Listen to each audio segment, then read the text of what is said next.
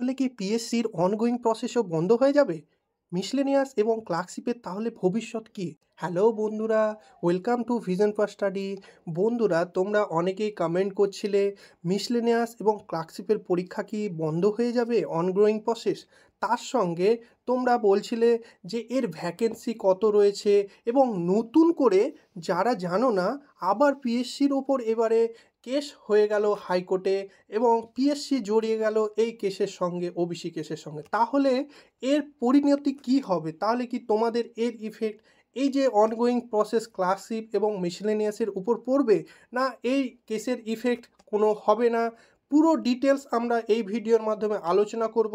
তোমাদের মিসলেনিয়াসের ভ্যাকেন্সি সম্বন্ধে বলবো, ক্লার্কশিপের ভ্যাকেন্সি সম্বন্ধে বলবো, এবং এই যে নতুন কেসটা হলো এবং পিএসসির কতটা কি হলো, ওবিসি কেসের আপডেট, সমস্ত কিছু এই ভিডিওর মাধ্যমে আমরা বিস্তারিত আলোচনা করব। তোমরা পুরো ভিডিওটা দেখতে থাকো। চলো তাহলে আমরা শুরু করি। দেখো, পিএসসির তাহলে এখন পর্যন্ত ওবিসি কেসের কি আপডেট রয়েছে। দেখো, ওবিসি কেসের তোমাদের তিনটে ক্যারেক্টার এখন পর্যন্ত ছিল। একটা হচ্ছে আমাদের স্টেটের সঙ্গে প্রথমেই যেটা হাইকোর্ট যে রায়টা দিয়েছিল, সেই রায়টার উপর তোমার স্টেট সেইটা সুপ্রিম কোর্টে গেছিল। এখন পর্যন্ত এই জিনিসটাই আমরা জানি যে সুপ্রিম কোর্ট আমাদের যেটা জানুয়ারি মাসের ডেটটা দিয়েছিল, সেই ডেটটা জানুয়ারি থেকে ফেব্রুয়ারি গেল। ফেব্রুয়ারি থেকে আবার লাস্ট ডেটের পর ডেট পার হতে হতে অ্যাটলিস্ট যেটা মার্চে সব থেকে বড় একটা ঘটলো কাণ্ড, সেইটা কি, তোমাদের মার্চের 18 তারিখে যে ডেটটা এলো, সেইখানে আমাদের যে রাজ্যের যে আইনজীবী ছিলেন কপিল সিব্বল, তিনি যেটা জানালেন যে রাজ্যের নতুন করে ওবিসির তোমাদের একটা লিস্ট তৈরি করার, সে সমস্ত কিছু ডিটেলস দেখে একটা নতুন সমীক্ষা আনবে। তার জন্য কি করলো, 3 মাস এক্সট্রা সময় চাইলো। এখন পর্যন্ত এই ঘটনাটাই চলছিল। এবারে পিএসসি রীতিমতো তোমার অনগোয়িং যে রিক্রুটমেন্ট চলছিল সেইগুলো রেজাল্ট পাবলিশ করছিল, একটার পর একটা এক্সাম নিতে শুরু করেছিল। কারণ হাইকোর্টের নিয়ম অনুযায়ী আমাদের রিসেন্টলি হাইকোর্ট আবার মাঝে একটা বলল, যেটা যে তোমাদের অনগোয়িং রিক্রুটমেন্ট তো আমরা আটকাতে বলিনি, তোমরা নিজেদের রিক্রুটমেন্ট কমপ্লিট করে নাও, তোমরা নিউ রিক্রুটমেন্টের ক্ষেত্রে আমাদের রুলসটা মানতে হবে, এইটাই বলেছিল হাইকোর্ট। এইবারে প্রথম যেটা এখন যে কারেন্ট সিচুয়েশন এলো, দেখো, তোমাদের প্রথমে একটা সতর্কবার্তা বলে দিই, আমি কোনো আইনজীবী নই, তাই আমার অনেক কিছুই মতপার্থক্য হতেই পারে। আমি আইনের একদম সম্পূর্ণ রুলস জানি না, তা আমার মাথায় যেটা মনে হয় সেইটা তোমাদের জানাচ্ছি, তোমরা একটু দেখে নাও। দেখো, তোমরা এখন যেটা নতুন করে একটা কেস আবার হাইকোর্টে হয়ে গেল, যে পিএসসির সঙ্গে, বুঝলে, পিএসসির ওপর কেসটা হয়েছে যে পিএসসি তোমাদের অনগোয়িং রিক্রুটমেন্ট এখন পর্যন্ত চালিয়ে যাচ্ছে হাইকোর্টের রুলস না মেনে।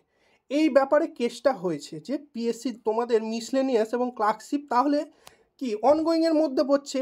এইবারে প্রশ্নটা হলো, তোমরা অলরেডি জানোই, গত বছর, তোমরা যারা জানো না তোমাদের বলে দিই, গত বছর 2024-এ সুপ্রিম কোর্ট তোমার একটা এই সেম নিয়োগ প্রক্রিয়া নিয়ে সুপ্রিম কোর্ট একটা রায় দিয়েছিল 2024-এর ওই তোমার নভেম্বরের দিকে। দেখবে ওটাতে কি হয়েছিল, সেম জিনিসের জন্য তোমার দেখবে গ্রুপ ডি, আমাদের যে 2024-এর গ্রুপ ডি, সেইটাও এখন অলরেডি সুপ্রিম কোর্টে কেস চলছে এই একটা জিনিসের জন্য। কারণ 2024-এর সুপ্রিম কোর্ট রায় দিয়েছিল যে কোনো একটা চাকরি পরীক্ষার নোটিফিকেশন বেরিয়ে গেলে তার মধ্যে যতক্ষণ না কমপ্লিট হয়ে যাচ্ছে প্রসিডিউরটা, তার মধ্যে মিডিল সিচুয়েশনে তোমার অনগোয়িং কোনো রকম চেঞ্জেস আনতে পারবে না। যেইটা তোমার রেলওয়ের গ্রুপ ডির ক্ষেত্রে হয়েছিল, যে ওরা আইটিআই বলে মাঝে থেকে লাস্ট ফর্ম ফিলাপের সময় আইটিআই চেঞ্জ করে মাধ্যমিক শুধুমাত্র ফর্ম ফিলাপের জন্য করিয়েছিল, তার জন্য অলরেডি সুপ্রিম কোর্টে কেস চলছে যে আমি অলরেডি বলা সত্ত্বেও তোমরা কেন চেঞ্জ করলে। ঠিক তেমনি আমরা যদি দেখে নিই, ক্লার্কশিপ এবং মিসলেনিয়াস এই দুটো এক্সাম কিন্তু হাইকোর্টের রায় দেওয়ার অনেক আগের এইটা রিক্রুটমেন্ট তোমাদের নোটিফিকেশন এসেছিল, ফর্ম ফিলাপ হয়েছিল, এবং এর তাহলে প্রভাব মোটেও পড়া উচিত না, কারণ এইটা সুপ্রিম কোর্টের নিয়ম অনুযায়ী তোমার ওখানে অলরেডি মেনশন করাই ছিল যে ওবিসির পুরো ভাগটা ওবিসি এ বি সমস্ত মেনশন করে, তাহলে সেটা তো অনগোয়িং রিক্রুটমেন্ট। তাহলে সুপ্রিম কোর্টের রুলস যদি আমরা মেনে নিই যে অনগোয়িং রিক্রুটমেন্টে আমরা কোনো চেঞ্জেস আনতে পারবো না, তাহলে এখানে অলরেডি বোঝাই যাচ্ছে যে যদি সুপ্রিম কোর্টের সেই রুলসটা মানা হয় তাহলে তোমার অনগোয়িং প্রসেসে মিসলেনিয়াস এবং ক্লার্কশিপের কোনো প্রভাব পড়বে না। এটা আমি বললাম সুপ্রিম কোর্টের রুলস অনুযায়ী। এইবারে এখন সেটা কোর্টে কেস চলছে, দেখা যাক কতটা কি হয়। তবে এইটাই তোমরা নিশ্চিন্ত থাকো, মাথায় ঠান্ডা করে ভালোভাবে প্রিপারেশন নিতে থাকো। এই রকম সিচুয়েশনে তোমরা এইগুলো দেখে মোটেও ডিমোটিভেট হবে না, কারণ তোমরা নিজেরাই বলো একটা সুপ্রিম কোর্ট রায় দিয়েছে সেইটার উপরে আবার হাইকোর্টে কি চেঞ্জ হয়ে যাবে, সেটা দেখা যাক সামনে কি হয়। আর যদি সেই রকম চেঞ্জেস আসে সেটা আমরা চ্যানেলের মাধ্যমে তোমাদের আমি জানিয়ে দেব।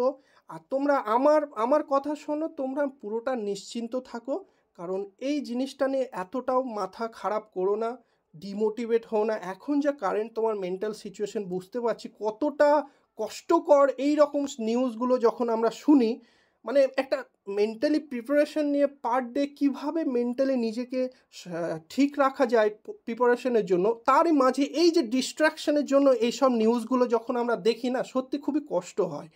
তো সেইটা নিজেদের মেনটেন করো, কষ্টটা ধরে রাখো, সেটা পড়ায় কাজে লাগাও। এবারে নেক্সট আমরা আসি তোমাদের ভ্যাকেন্সি নিয়ে। ভ্যাকেন্সি তাহলে কত? তোমাদের প্রত্যেকবার আমি বলেছি, যতবার লাস্ট পর্যন্ত ডেপুটেশন জমা দেওয়া হয়েছিল পিএসসিতে, সেই রুলস অনুযায়ী আমি তোমাদের বলছি যে পিএসসি কতটা ডেপুটেশনে বলেছে।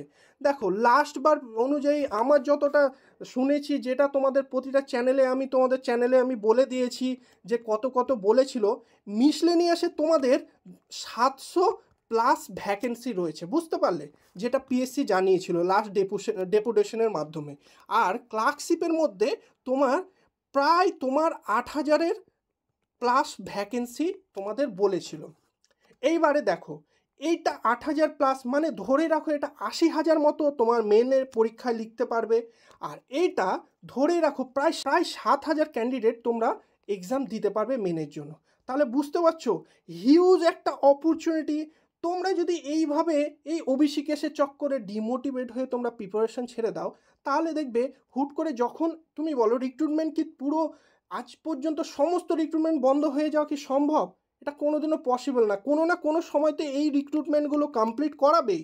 তাহলে সেইভাবে মেন্টালি প্রিপেয়ার হয়ে যাও, এমন না হয় যে সেই সময় কমপ্লিট তো এক্সাম তো হলো, কিন্তু তোমার যেহেতু প্রিপারেশন ফেজ থেকে বেরিয়ে এসেছো এইসব ডিমোটিভেশনের কারণে, তখন তুমি চাইলেও আর সেই তোমার অ্যাচিভমেন্টটা তুমি হাতছাড়া করে দেবে। তাই তোমরা মেন্টালি প্রিপেয়ার হয়ে থাকো, এর সঙ্গে সঙ্গে ভালোভাবে প্রিপেয়ার নাও। তোমাদের বলেই দিই আমি বারবার যে সেন্ট্রালের পরীক্ষাগুলো সঙ্গে সঙ্গে দিতে থাকো। আর তোমরা এই ক্লার্কশিপ আর মিসলেনিয়াসের প্রিপারেশন নিতে থাকো, এমন না ছেড়ে দিও না। আমার কথা বিশ্বাস করো, খুব তাড়াতাড়ি সলভ হয়ে যাবে।